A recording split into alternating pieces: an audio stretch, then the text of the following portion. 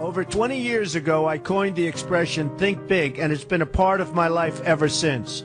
It's also come true. I became an even bigger success after I said it than I was before. And that's one reason I think it's an important way to think. It obviously works, and that's what I'm going to talk about today. What I said exactly in my first book, The Art of the Deal, is as follows. I like thinking big. I always have. To me, it's very simple. If you're going to be thinking anyway, you might as well think big. That book was a bestseller, and it's considered a business classic at this point. But I never thought those words would become bestsellers in their own right.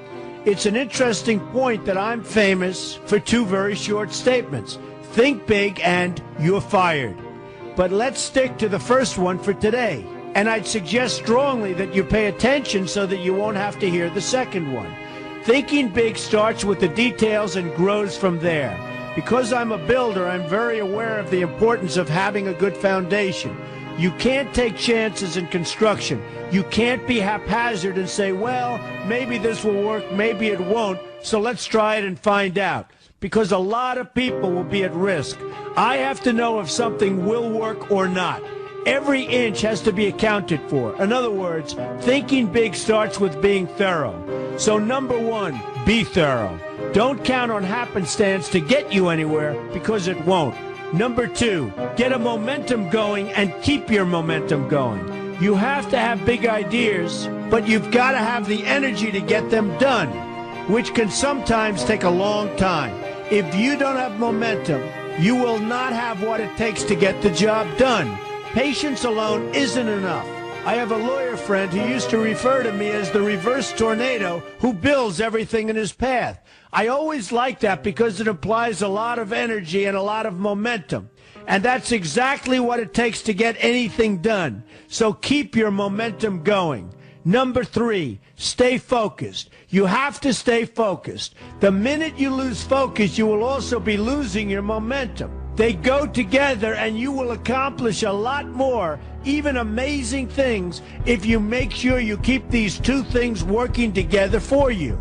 I've seen very talented people literally go down the drain because they couldn't seem to keep their focus long enough to get anything done. In this day of multitasking, that can be a real challenge, but it's absolutely necessary. Ask yourself this question: what should I be thinking about right now? That simple question can restore your focus in no time at all. And your answer right now should be listening to Donald Trump. Number four, look at the solution, not the problem. This is very important if you ever want to learn to think big. And here's why. No matter what you do, you're bound to run into problems. It's just part of life, a part of business, a part of anything worth doing.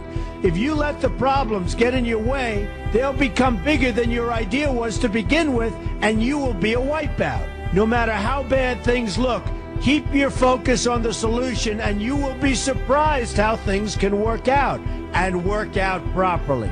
One way I do this is to ask myself when confronting a possible problem, is this a blip or is this a catastrophe?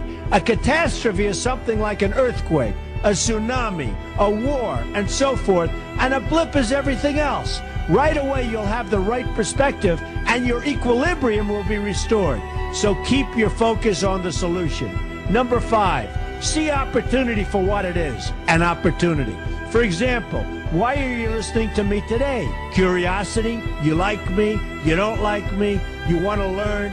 You have nothing else to do? You want to hear me tell you you're fired? I hope not. But whatever your reasons might be, they've brought you to a good place to get involved and to learn. And that's an opportunity right there. People think that because I'm rich and famous that I know everything. I know a lot. But one thing I know is that I don't know everything. So I ask myself this question every day. What can I learn today that I didn't know before? And you know what? I learn something new every single day. That's a big reason for my success, and the same thing can apply to you. Take the time to see today as an opportunity, and you'll be surprised by what can come your way. Be open to new ideas, and you will be creating your own opportunities before too long. Number six, know everything you can about what you're doing. That's a good way to cover your bases. Another good way is to read the book Robert Kiyosaki and I have written together, Why We Want You to Be Rich. It's about covering your bases and knowing what's going on.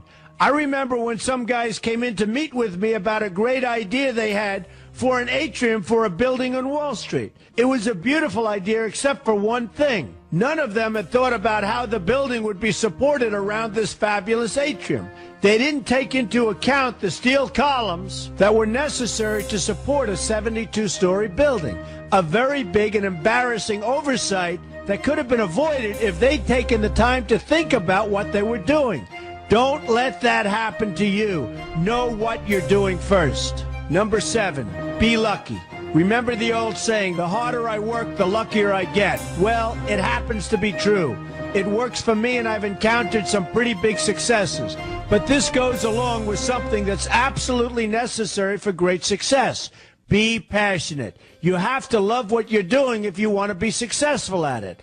My father told me that it's absolutely true. I might work 7 days a week, but it doesn't seem like work to me because I love what I'm doing. If you don't like what you're doing, find something else to do, or do it part-time until you can find something full-time. You will never be successful, happy, or healthy unless you're doing what you love to do. That's just the way it is. So give it some thought. In fact, give it a lot of thought. For example, if you're feeling frustrated, there are 2 ways to look at the situation. Frustration can mean that maybe you're expecting too much, or it can be an indication that you know you should be, or could be, doing more. Use frustration as a motivator. Use it to get where you want to go instead of staying where you don't want to be. But above all, be passionate. That's the fast track to success, no matter what your interests are. Number 8, see yourself as victorious. That can zap negativity immediately and put a positive spin on problems. I've gotten to the point where I see problems as challenges that I'll enjoy meeting and dealing with.